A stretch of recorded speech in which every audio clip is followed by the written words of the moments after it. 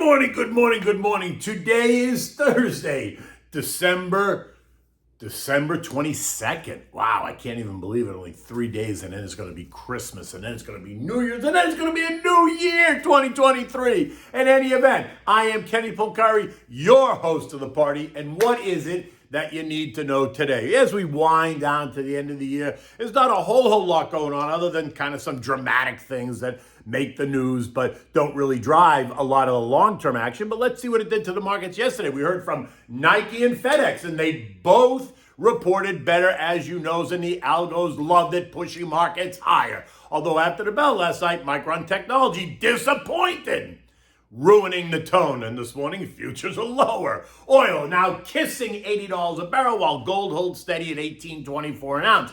And the kids at FTX are singing like canaries. SBF is now on U.S. soil. And what do we have for dinner tonight? Well, we're going to have the shrimp scampi with broccolini. Delish. Okay, so yesterday, existing home sales plunged down 7.7% versus the expectation of down 5.8%, right?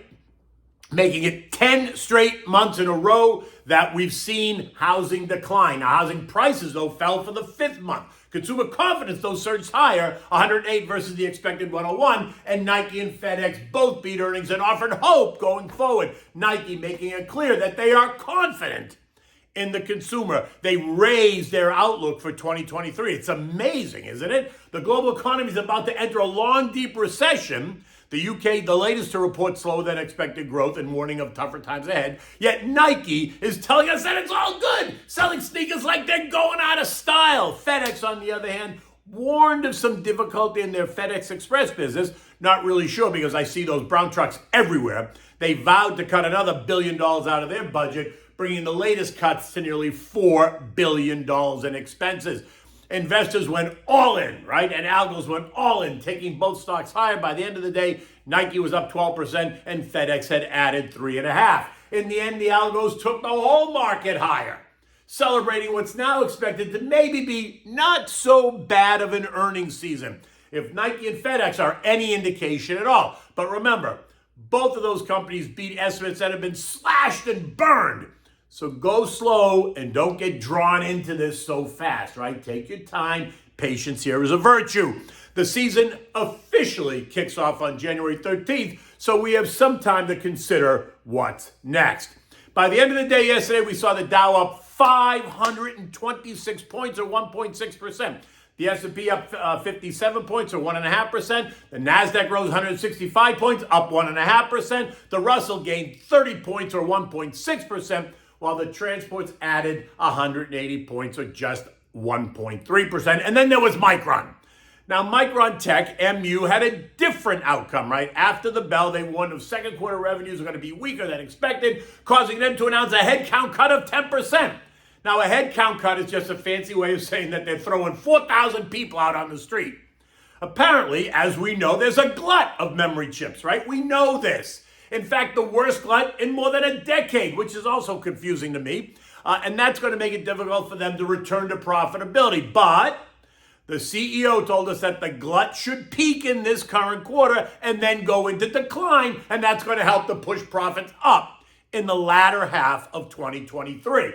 When the news hit, after the market closed, the algos went to work and MU came under pressure, trading down 2.8%. This morning, the stock is quoted trading lower in the pre-market. It's quoted down by about 3%, trading down $2.50 or something like that, right? The stock is now down 47% year to date, and that's casting a pall over the whole group and the market. They're looking for any reason. And again, I ask why. The market's been pricing in this negative news all year long.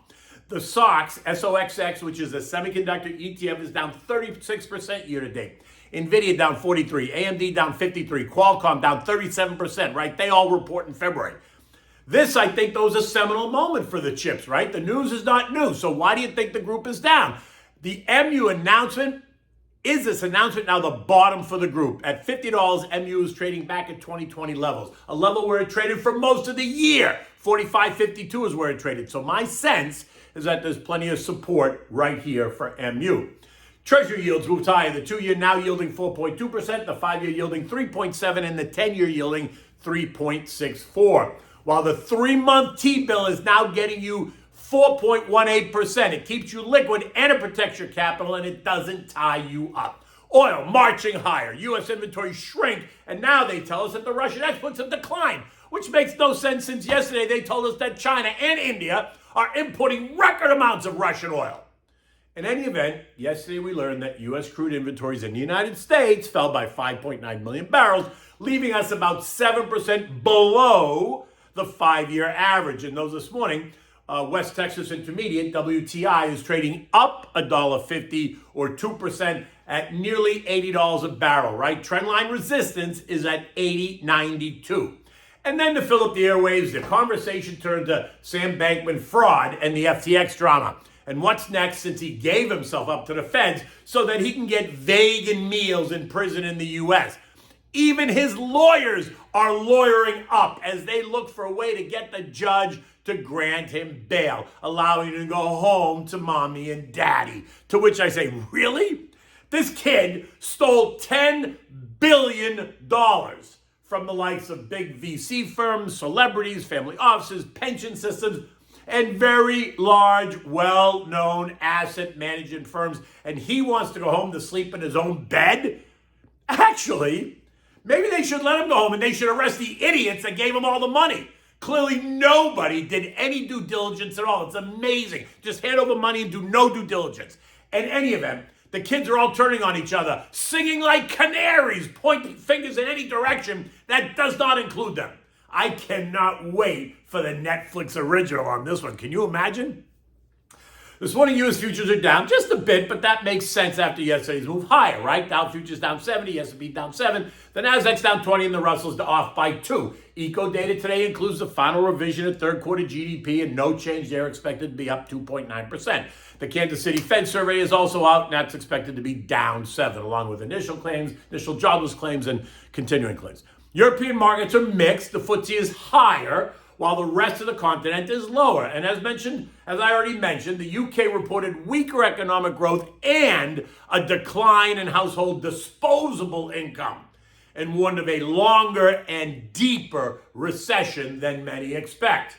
So we'll see what happens across the globe. The S&P closed yesterday at 3878, up 56 points, leaving us range-bound as we move into year-end. I still expect Santa to take the S&P up to 4,000-ish by the end of next week. And then the fun is going to start all over again in the new year. Remember, you need to have a plan. You need to stick to that plan. Take advantage of the dollar cost averaging in your long-term tax advantage account and don't panic. Okay, so what are we having for dinner tonight? We're having shrimp scampi with Vidalia onions and broccolini, right? It's the broccolini that changes us up a bit, and a little bit of splash of white wine. Never hurt anybody. This takes all of 20 minutes to prepare and serve. It's an easy dish while it appears harder than it really is to make, right? So don't stress. For this, you need a pound of large, cleaned, deveined shrimp. You need butter, you need garlic, you need lemon, you need white wine, chopped broccolini, diced Vidalia onions, salt and pepper, and a half a pound or so of linguine. You're going to bring a pot of salted water to a rolling boil, put it on the back burner so that it's ready when you need it. Now, in a large saute pan, enough that's going to be able to accommodate the linguine once it's cooked. You want to melt the butter, add a little splash of olive oil just so the butter doesn't burn, put in the crushed and sliced garlic and saute it, right? Keep the heat on medium-high so that you don't burn the butter or the garlic. Now add the onion and the broccolini, which you've chopped, right? You've chopped the broccolini up. Saute that around in the butter and the garlic for another 5 to 8 minutes.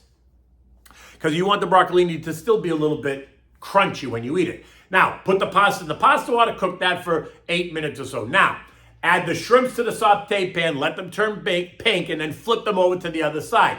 Now you're going to add the juice of 1 lemon, a quarter cup of white wine, and a full glass for you. Turn the heat up to high and let it reduce a little bit. Strain the pasta, always reserving a mug full of water. Add the pasta to the saute pan and mix it up really well, right? Now, it sucks up the juice, so if you need to add a little pasta water, here's when you do it. Don't make it soupy, just enough to make it moist, right?